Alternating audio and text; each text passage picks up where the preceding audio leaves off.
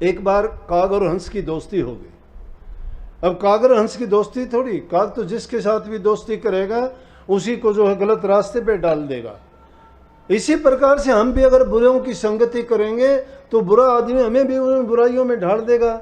शराबी आदमी हमें शराबी बना देगा, जुआ खेलने वाला हमें जुआ खेलना सिखा देगा, मांस मिट्टी मुर्गे मांस खाने वाला है हमें वो मिट्टी खानी सिखा देगा, मछली खानी सिखा देगा।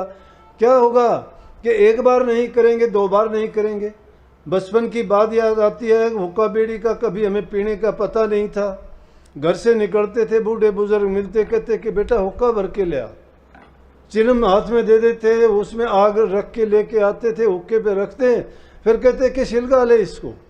छिलगाने का मतलब जब पीते थे तो उसमें काफ़ी देर लगती थी, तम्बाकू अंदर से गर्म होकर जब धुआं आता उसमें देर लगती, तो बुजुर्ग आदमी होते हैं उनको उसमें तकलीफ होती थी छिलगाने में, और धुआं देर से आता, इसलिए वो बच्चों को नौजवानों को पहले देते कि ले छिलगाओ तुम पहले।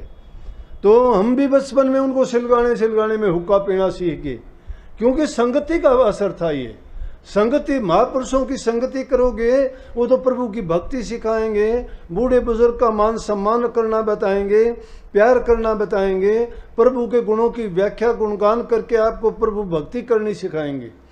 तो मैं कहूँ था कागर हंस की दोस्ती होगी, तो कागर हंस की दोस्ती होगी, दोनों कभी वहाँ बैठते कभी उधर बैठते, बातचीत करते आपस में। तो हंस पूछते, काग हंस से पूछता कहाँ रहते हो, उसने बताया समुद्रों में रहते हैं, क्या खाते हो। आपस की वही बात जो उसको ज्ञान था वो अपनी बताता, वो अपनी बताता। तो एक दिन किसी एक बागीचे में बैठे हुए थे, बगीचा राजा का था, और उसमें राजकुमार आया। पेड़ के नीचे अच्छी घनी उसकी छांव थी पेड़ों की, आराम से उस ठंडी छांव में राजकुमार ने कहा यहाँ मुझे अच्छा लगता है, ठंडी हवा लगती है, पेड़ों की छाया है और यहाँ मन लगता है। वहाँ पर अपना उन्होंने बिस्तर लगवा के, सेज लगवा के उस पर लेट गया। थोड़ी देर के बाद में हंस बड़ा पक्षी होता है, पंख फैलाए बैठा था, काग ऊपर से आके उसके नीचे बैठ के और उसने बीट कर दी। बीट कहाँ की? राजकुमार के मुंह के ऊपर की। अब जब बीट उसने की और वो राजकुमार के मुंह के ऊपर गिरी, गिरने से जब उसने ऊपर देखा किसने की, काग तो वो काम करके उड़ गया। उसने तो बुरा करना था, बुरा आदमी, बुरा इंसान बुराई करता है, उसका संग थोड़े टाइम के लिए करोगे तो भी अपना रंग दिखा देगा। राजकुमार ने क्या किया, जब देखा कि इस हंस ने ऐसा किया, उसको पता नहीं था कि हंस का और इसकी बीट कैसी होती है, उसने अपना तीर कमान उठाया और मारा, हंस धड़ाम दे नीचे आके गिरा, काग भाग गया वहाँ से। जब उसको देख के वो छटपटा रहा था, और उसने, कहते हैं कि उस ज़माने में पशु पक्षियों की वाणी भी इंसान समझता था। सतयुगी चीज़ें हैं ये, आजकल की नहीं है। आज तो इंसान भी पशुओं की भाषा बोलते हैं, पशु इंसानों की भी बोलते हैं, ना बोलने से भी समझते हैं, इशारों को ही पकड़ लेते हैं।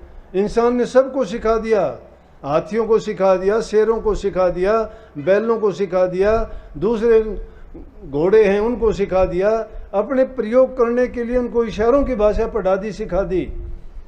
कठिन काम नहीं है।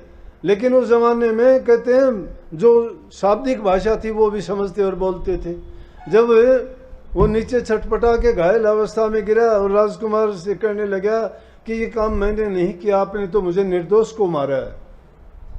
लेकिन उससे कहने से क्या था कि वो तो वहाँ से चला गया। राजकुमार ने बोला कि वे उसको पछतावा तो बहुत हुआ, लेकिन किसी ने उसको, वहाँ था बागरम में रहने वाला वो मांस भक्षी था, उसने क्या किया, उसको हंस को उठाया, पाँख तो फाड़ के उसकी फेंक दी, उसका मांस था वो बना के उसने खाया। तो कहते हैं मांस से भी ये आवाज़ आई, उन्होंने कहा कि काग कमीना दोस्त तीर मत करियो कोई हंस, मांस तबाके घिल गया, गलियों रड़गी पंख।